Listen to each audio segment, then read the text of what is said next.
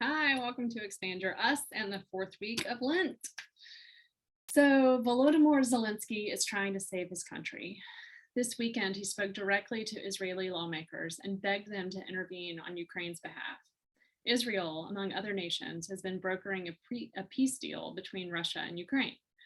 So, in his 9-minute speech, he asked a question that has been haunting me since I heard it. And I think it's been haunting me because I think we live in an age where many American Christians live as if it's holy to ignore the pain of others. This is what Zelensky said: mediating without taking sides, you can mediate, but not between good and evil. Zelensky has a word for all of us. Many of us were rightly raised to compromise, to find middle ground, to keep the peace whenever possible. While these actions can create communities of belonging, they also provide cover for evil, destructive behavior. When we confuse peacemaking with peacekeeping, we ignore abusers and call it healthy. For anyone who wants to follow Christ, mediating is necessary. We should do all we can to promote peace around us. However, there are times when calling for peace or health in a community requires calling out those who block access to peace and health for everyone.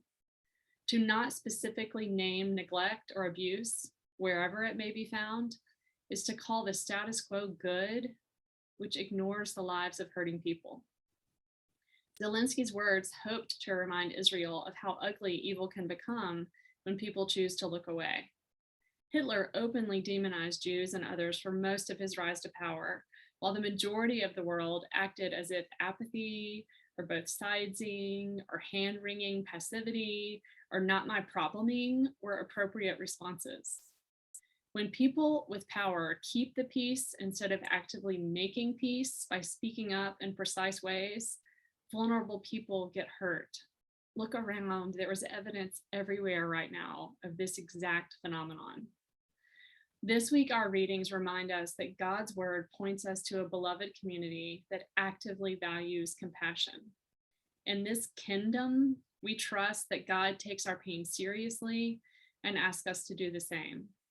In the community of God, we can't expect for ourselves what we won't also claim for others. I'm not okay if you're not okay, because we are tied together, bound by both our shared humanity and the sliver of divinity that God planted in us.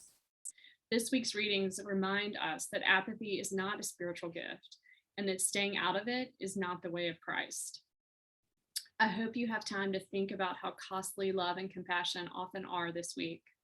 We expect it for ourselves, and I think there's an invitation here to imagine how we might offer it to each other too.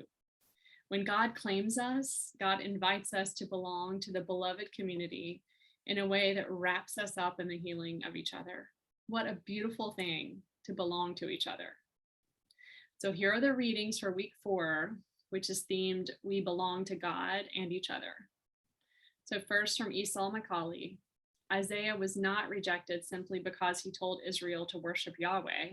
He was rejected because Isaiah realized that true worship of Yahweh had implications for how one treated one's neighbor.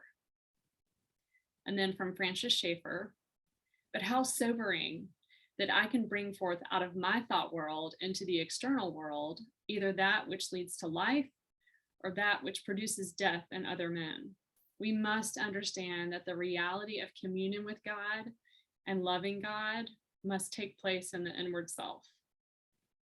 And then finally, from Henry Nouwen, contemplative prayer deepens us in the knowledge that we are already free, that we have found a place to dwell, and that we already belong to God, even though everyone and everything around us keeps suggesting the opposite.